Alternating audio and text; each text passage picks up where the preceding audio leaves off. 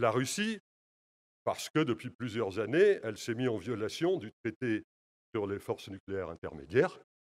Et les États-Unis ont fait la bêtise de sortir du traité dans les conditions que l'on connaît, et du coup, les deux pays vont retrouver leur liberté par rapport à ce traité.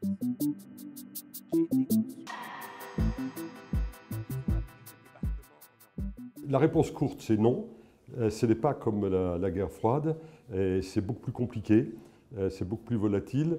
Et la réponse est oui, si vous voulez me faire dire, à juste titre d'ailleurs, que les tensions internationales sont croissantes et à certains égards, les risques sont peut-être plus importants qu'à certains épisodes de la guerre froide. Pendant la guerre froide, à peu près toutes les grandes puissances, et la plupart des puissances de moindre importance, étaient alignées dans un camp ou dans l'autre. Dans un monde où il n'y a pas deux camps, il est très difficile de gérer les crises.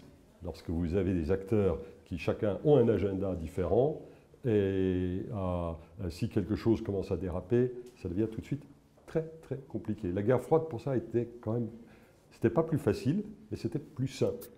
Regardez qui vous êtes et non pas, ne vous comparez plus à l'Union soviétique. Vous n'êtes plus l'Union soviétique. Je dois dire quelques mots. Oui, allez-y, monsieur l'ambassadeur, allez-y, je vous en prie. Bon, ce qu'a dit M. Hesbourg, c'est la confirmation de mon idée que malheureusement, ici en Europe, on continue très souvent de répéter automatiquement ce qu'on dit à Washington. Nous aimerions que ce soit un vrai partenariat stratégique, parce que ce sont, si vous voyez le continent européen, il y a deux forces majeures, c'est l'Union européenne et la Russie. Et il faut absolument que ces deux forces recommencent à coopérer, recommencent à œuvrer vers un partenariat, parce qu'il y a un potentiel énorme dans notre coopération dans tous les domaines.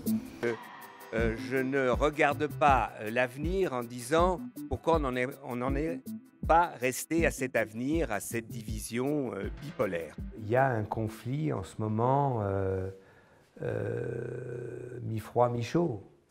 Je veux dire, si vous voyez ce qui se passe en Syrie, si vous voyez ce qui se passe la Crimée, si le Donbass, si vous voyez ce qui se passe... Oui, il y a des luttes d'influence. Il y a des luttes d'influence qui sont plus chaudes que froides, et il y en a d'autres, ce sont que simplement des luttes d'influence, mais qui ne s'expriment pas d'une manière guerrière.